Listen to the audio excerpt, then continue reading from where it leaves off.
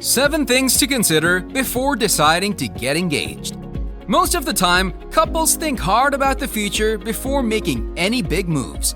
Other times, one partner feels as if things are good and goes to buy a ring. If a proposal happens that you're unprepared for, there's often a lot of pressure to say yes, especially if it happens in public. However, wouldn't it be great to consider a few aspects at first so that getting engaged ends up in a happy ending and not a romantic disaster? If yes, then stay with me till the end of the video because we will reveal the 7 things you need to consider before deciding to get engaged. Before we get started, please take a second to subscribe to the Brain Talk channel where you'll learn little-known facts about psychology and mindset that you didn't know existed before. So let's get started. Number 7. Are you in love? You might assume you are, but think about it. Can you live without this person? Does he or she stress you out a lot? Are you still in the relationship just because you're comfortable? There is nobody out there who's perfect, but if you've had the same problems throughout the course of your relationship that have never been fixed, don't expect marriage to suddenly solve them. Take a look at his or her faults and ask yourself, is this something I can live with?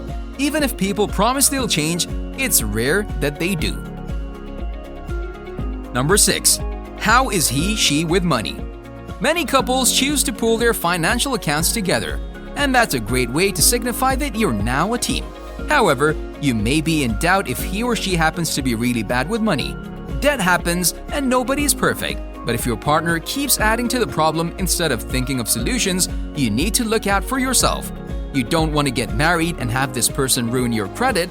You need to think about your own relationship with money as well. Are you willing to work harder to keep the two of you afloat if need be? Do you need to get your spending in check before making a commitment? It's a lot to think about.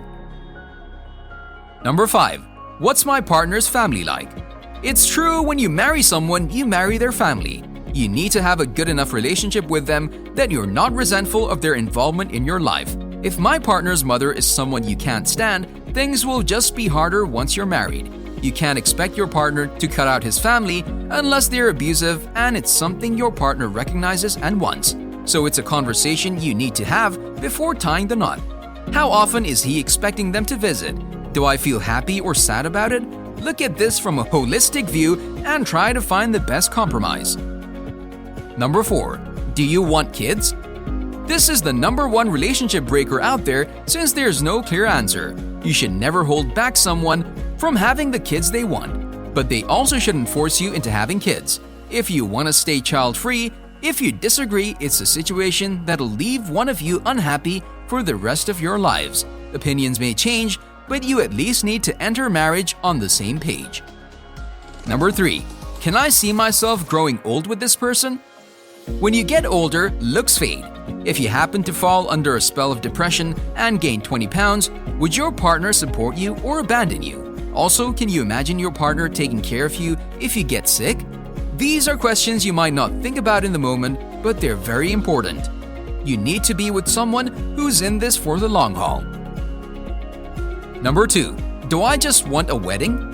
It sounds selfish, but it happens. There's so much of an emphasis on big weddings and special moments that you may just want the party, forgetting that you're also expected to commit for the rest of your life.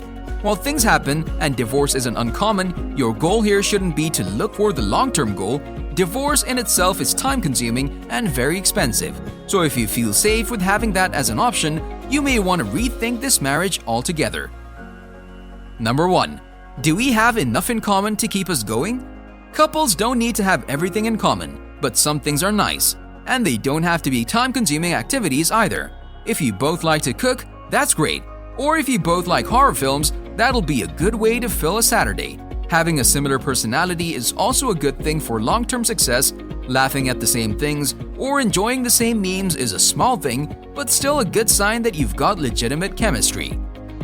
Thank you for watching this video. If you'd love to learn more about the little-known facts of psychology and mindset, then just go ahead and watch more of our videos or subscribe to our Brain Talk channel. I'll see you in the next video.